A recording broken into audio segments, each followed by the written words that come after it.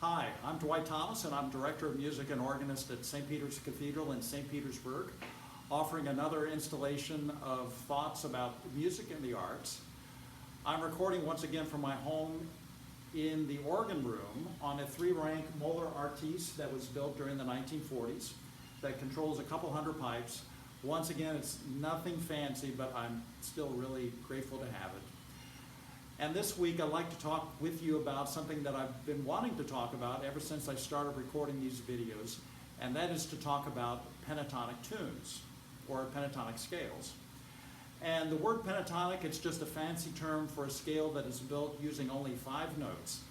And there's an easy way to remember, especially if you're a keyboard player or if you've had any piano lessons in the past. But all you have to do is look at the black notes on the keyboard. And those all make up a pentatonic scale. And there are lots of famous tunes that are built on pentatonic scales. Old Susanna is one of those.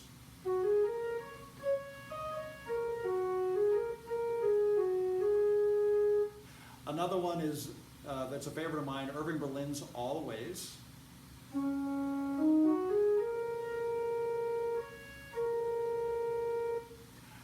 And another one that I'm sure everyone knows and is in our hymnal is Amazing Grace.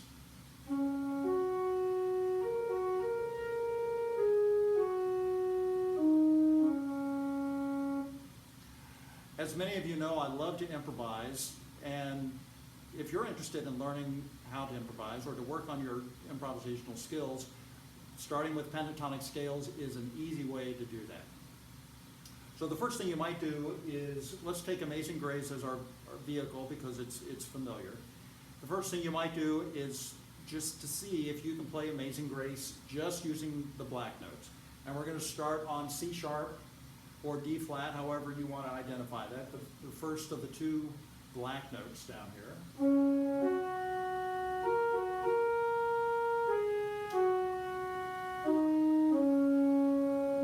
Second thing we're going to do is add a second voice in our left hand, and we're just going to play 1 note at a time in the left hand just to create a little more dimension and a little more depth in our improvisation. So it might go something like this. You can use any of the black notes, and there really are no wrong answers, and that's the beauty of using just the black notes. So it might sound like this.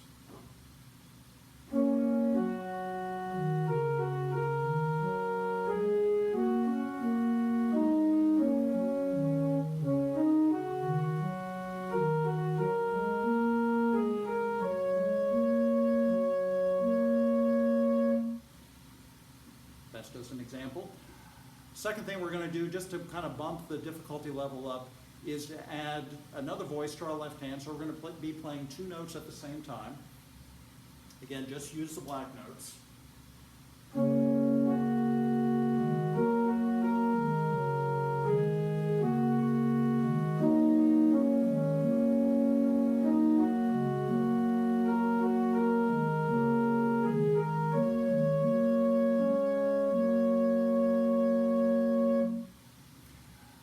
Next thing we're going to do again, we're going to keep increasing the difficulty level. We're going to switch hands, so we're going to first play the melody in our left hand, and that might be the first thing that you need to do to check.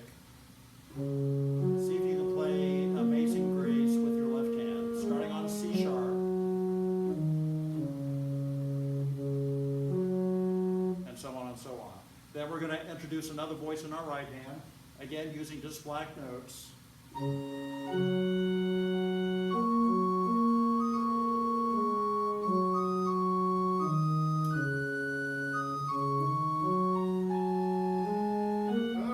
sorry about that. I've got a short in one of these notes. Let me try that again.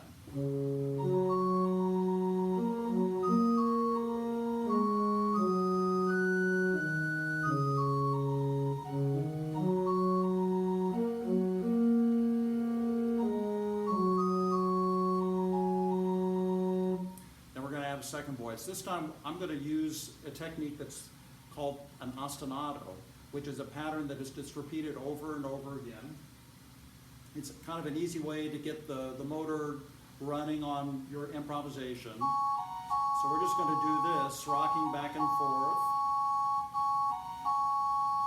And when you're ready, then you play the melody.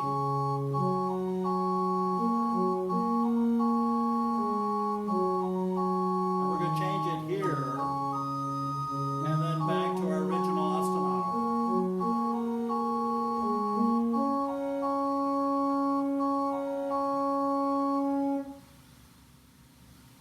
The next step would be to see if you can play this using a different key center. So instead of starting on C sharp, we're going to start on C natural.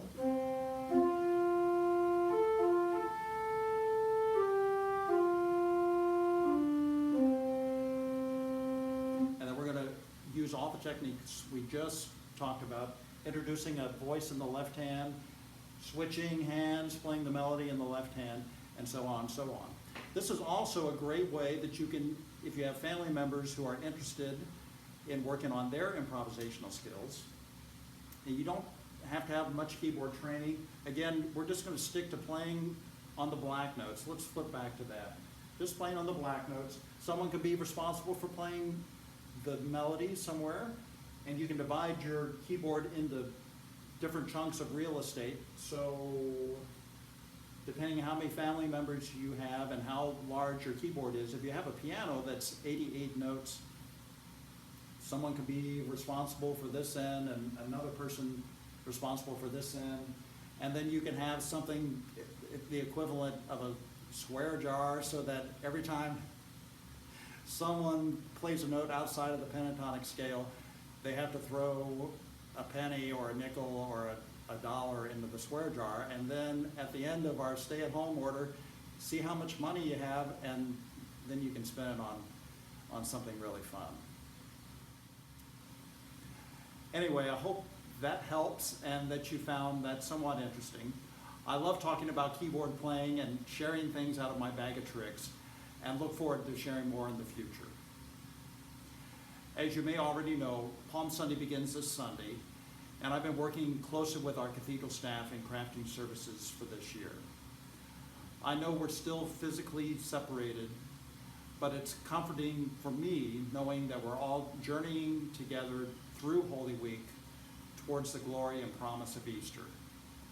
I hope everyone has a good week and look forward to being with you again next time.